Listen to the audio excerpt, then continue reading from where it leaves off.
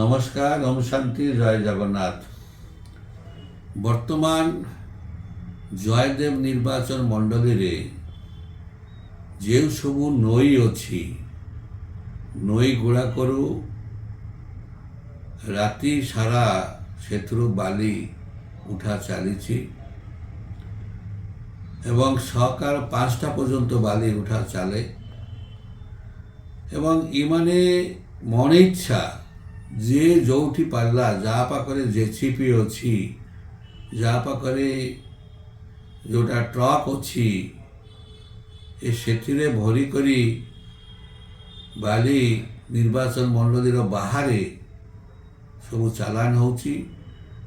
କଟକରେ ଯାଉଛି, ପୁରୀ ଯାଉଛି, ବିଭିନ୍ନ ଜାଗାରେ ଯେତେ ସବୁ ଆପାର୍ଟମେଣ୍ଟ ତିଆରି ହେଉଛି, ଯେତେ ସବୁ ଇଟା ଭାଟି, ସିମେଣ୍ଟ ଇଟା ଭାଟି ଚାଲିଛି, ସବୁଥିରେ କୋଟି କୋଟି ଟଙ୍କାର ବାଲି ସପ୍ଲାଏ ହେଉଛି ଏବଂ ବାଲିର ରେଟ୍ ବଢ଼େଇ ଦେଲା 12,000 ଟଙ୍କା ଗୋଟେ ଗୋଟେ ଟ୍ରିପ୍, ଯେଉଁଟାକି ଆଗରେ 6,000 ଟଙ୍କାରେ ମିଳୁଥିଲା ଏବଂ ଚୋରା ବାଲି 12,000 ଟଙ୍କାରେ ମିଳୁଛି ଏବଂ ଯାହାଦ୍ୱାରା କି ରାଜସ୍ୱ ହାନି ହେଉଛି, କ୍ଷତି ହେଉଛି। କୋଟି କୋଟି ଟଙ୍କାର ସମସ୍ତେ ଆଖି ବୁଜି ଦେଇଛନ୍ତି। ଏଠି ଯେଉଁ କମିଟି ତିଆରି ହେଇଥିଲା, ଯେ mining officer, junior mining officer ଯେ ଅଛନ୍ତି ଖୋର୍ଦ୍ଧାରେ, ଜଣେ ବ୍ୟକ୍ତି ଜଗନ ବେହେରା ବୋଲି ସେ ସେଠି ଅଛନ୍ତି।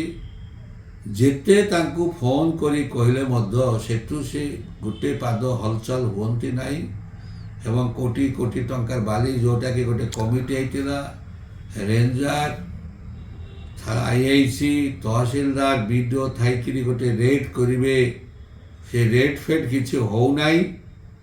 ଖାଲି ଟଙ୍କା ଲୁଟା ଯାଉଛି ଏବଂ କୋଟି କୋଟି ଟଙ୍କାର ବାଲି ଚୋରାରେ ବିକ୍ରି ହେଉଛି। ସରକାରୀ ଯେଉଁ ରେଭିନ୍ୟୁ ପାଇଥାନ୍ତା ସମ୍ପୂର୍ଣ୍ଣ ଲସ୍ ହେଉଛି। ତେଣୁକରି ଏ ଦିଗରେ ତୁରନ୍ତ କିଛି ପଦକ୍ଷେପ ନ ନେଲେ ଯେତେ ନଈ ଅଛି ଭୁବନେଶ୍ୱର, ଆମର ଯେଉଁ ଜୟଦେବ ନିର୍ବାଚନ ମଣ୍ଡଳୀରେ, ସବୁ ନଈ ଗୁଡ଼ାକ ଖାଲି ହେଇଯିବ ଏବଂ ସରକାର ଟଙ୍କାଟି ମଧ୍ୟ ପାଇବେ ନାହିଁ। ତେଣୁକରି ଏ ବିଷୟରେ ତୁରନ୍ତ ପଦକ୍ଷେପ ନେବା ପାଇଁ ମୁଁ ସରକାରଙ୍କୁ ଅନୁରୋଧ କରୁଛି ଯେ ସରକାର ଏ ବିଷୟରେ ତୁରନ୍ତ ପଦକ୍ଷେପ ନିଅନ୍ତୁ।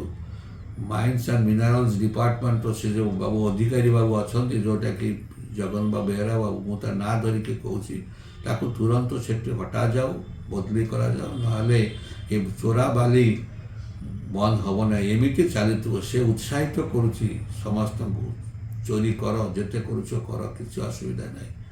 ତେଣୁ ମୁଁ ଏତିକି ହେଉଛି ମୋର ନିବେଦନ, ଅନୁରୋଧ ସରକାରଙ୍କୁ ଯେ ତୁରନ୍ତ ଭାବରେ କାର୍ଯ୍ୟାନୁଷ୍ଠାନ ଗ୍ରହଣ କରାଯାଉ।